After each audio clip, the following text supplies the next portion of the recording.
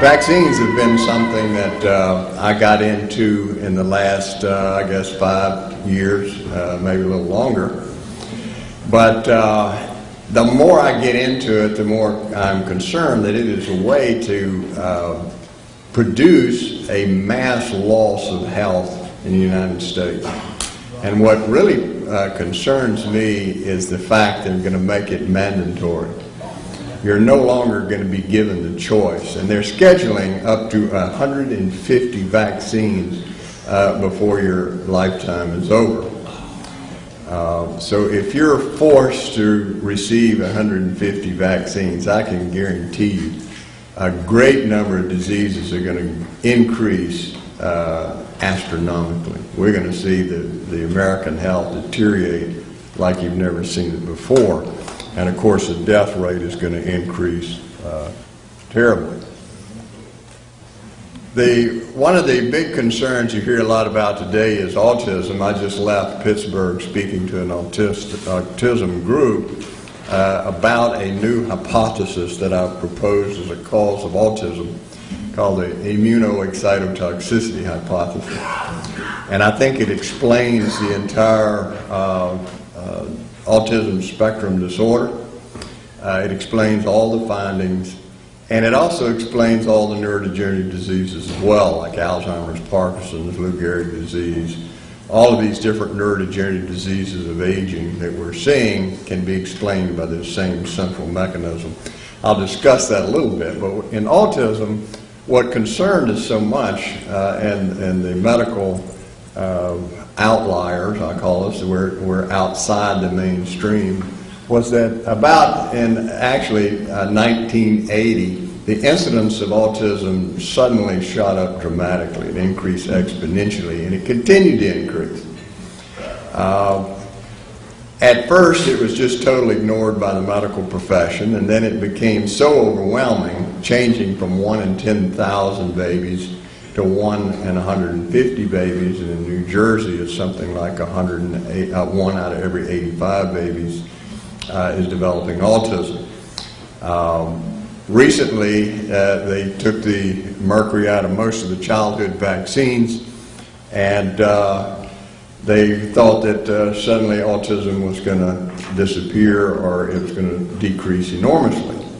I had warned all the people who put their eggs in the mercury basket. I said, when you take the mercury out, you're going to find that autism rate's not going to fall. Well, I was the odd man out because everybody said, no, you're wrong, it's the mercury.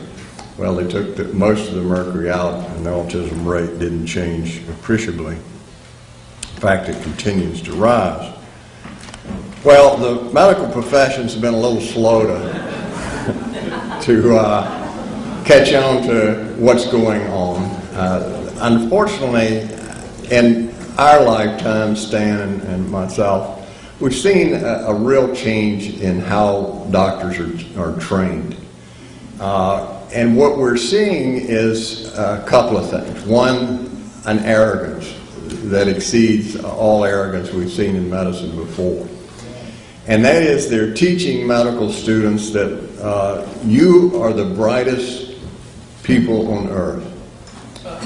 Medicine is so far advanced, you know things that no one else could know. And therefore, you don't have to listen to your patients because you know what's best.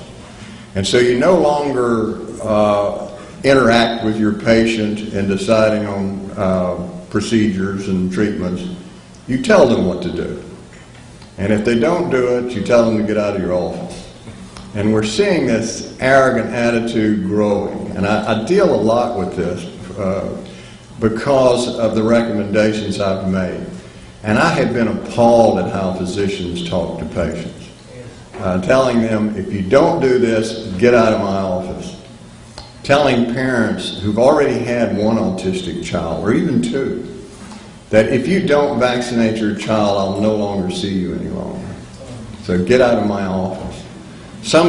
Quite a few of these parents have been intimidated to immunizing that second or third child, and they became autistic.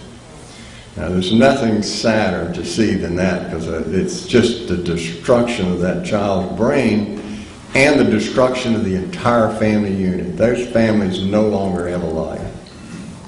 It's a very sad thing. And to think that they were intimidated by the medical profession, by their personal physician, to destroy their child's life is just unconscionable. So this is the thing we're against. We're trying to convince the medical profession, stop propagandizing and start listening, because they're absolutely wrong.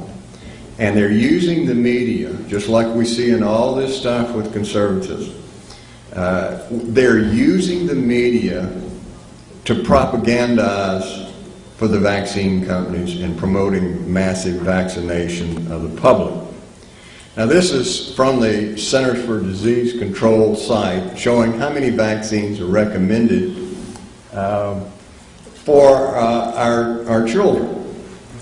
This is an enormous number of vaccines, and I've made up a chart in which I showed that by age 2 years, a child receives 36 vaccinations.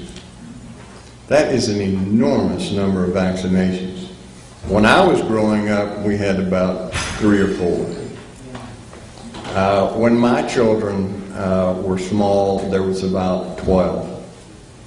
Now, by age 2 years, there's 36 vaccines, and as many as 42 by the time they start school.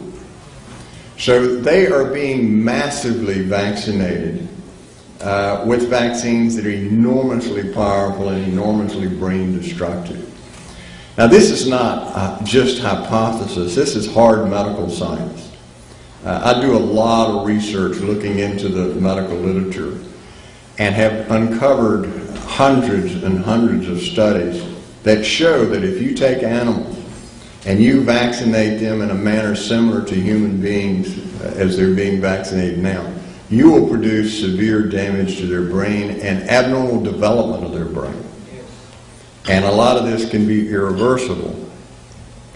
Now, one of the things that's being promoted widely, and you see this on TV all the time, is that every pregnant woman should receive the flu vaccine. I cannot think of anything more insane than vaccinating pregnant women. And so I did some rather intense research into the area. What do we know about vaccinating during pregnancy? Well, right now there's a lot of concern in the field of neurology and neuroscience of the observation that women who develop the flu during the second trimester of their pregnancy, there's a very high incidence of their child growing up to develop schizophrenia or autism. And so that led to this idea, well, we should vaccinate all pregnant women against the flu.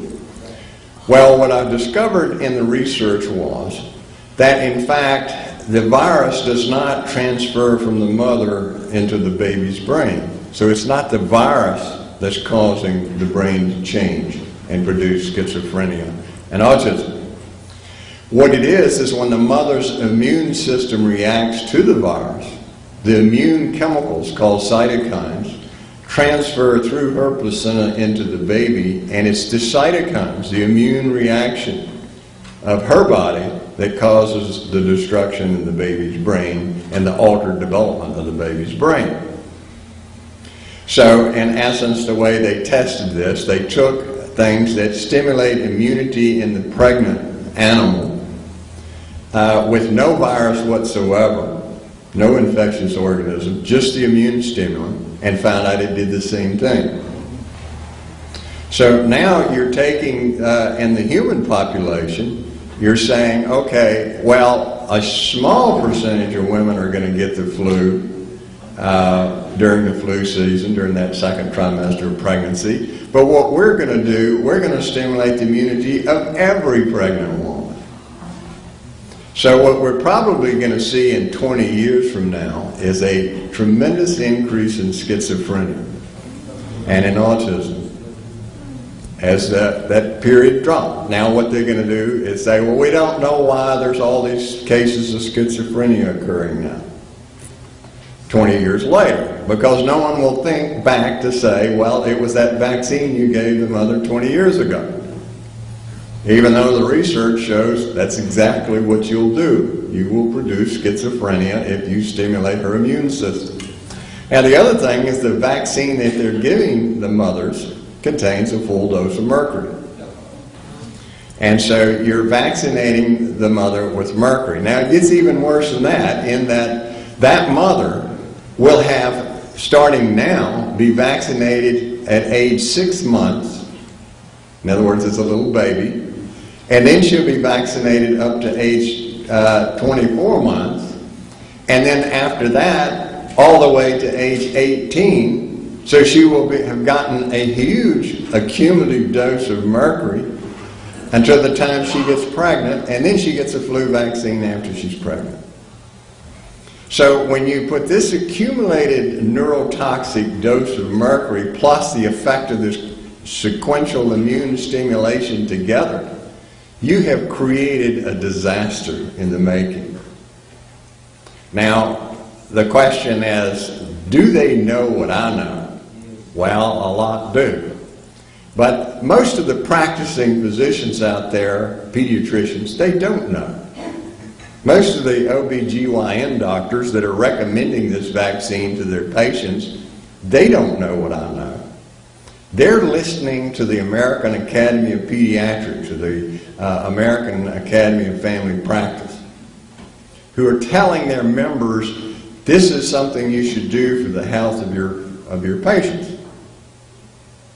And they don't understand what I'm telling you right now because they don't research the literature. They just take the word of the American Academy of Pediatrics, and they are receiving money from the vaccine pharmaceutical companies to promote these vaccines, and that's been proven.